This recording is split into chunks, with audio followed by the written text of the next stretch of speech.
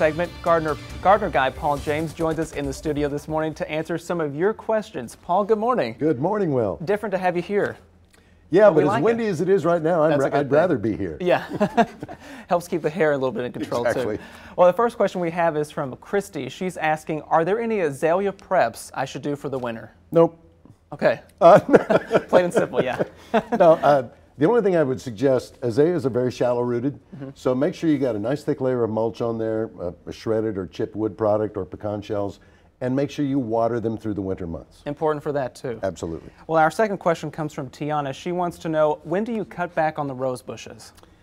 Late February is the ideal time. So hold off on that just a little bit. Absolutely. Don't do it now. That would not be good. Okay. I like to wait just until the leaf buds begin to start swelling, and you can see it on the stems. Right. And that's a good time to go ahead and cut them back. There are a lot of different ways to do it, but timing is the most important consideration. And you brought in a mom with us today.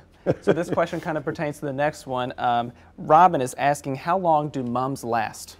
Well, it's funny, about 95% of all mums are purchased and grown as annuals. So people put them in containers or whatever, and then that's it, they throw them away.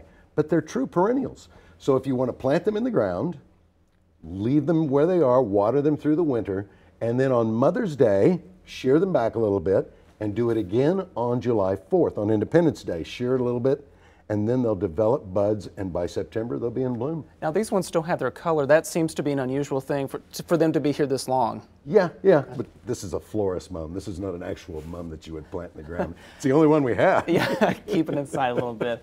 Well, we have a fourth question now from Stephen. He is asking, is it too late to plant those spring bulbs? You and Taft had talked about this a few weeks ago. It's the absolute best time to plant spring flowering bulbs. Good time. So tulips, daffodils, hyacinths, crocus, there's so many out there. And you get so much bang for your buck, less than $1 for a daffodil, for instance. Right. And it'll come back year after year after year. So, holy cow, get out and plant those bulbs. They're so wonderful. A good time.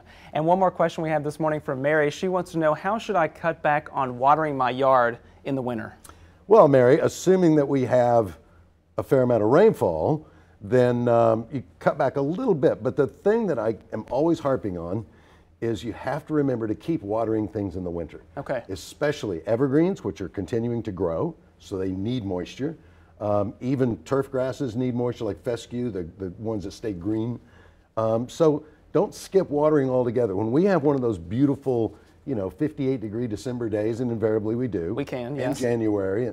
Just soak everything, deep soak it. All right. And also, a lot of people may be wondering, poinsettias are coming for Christmas. When will they be there with you guys? We got them. They're there. They're coming in every Tuesday and Friday. So we got 2 shipments this week, and they'll be coming in every week for the several weeks to come. All the colors, too. All the colors. You can have them wrapped, you can have them glittered, you can have them painted. Absolutely. Whatever you want, they're there. They're there. Paul, thank you so much for joining us. It's always nice to have you here. Thank you. All right.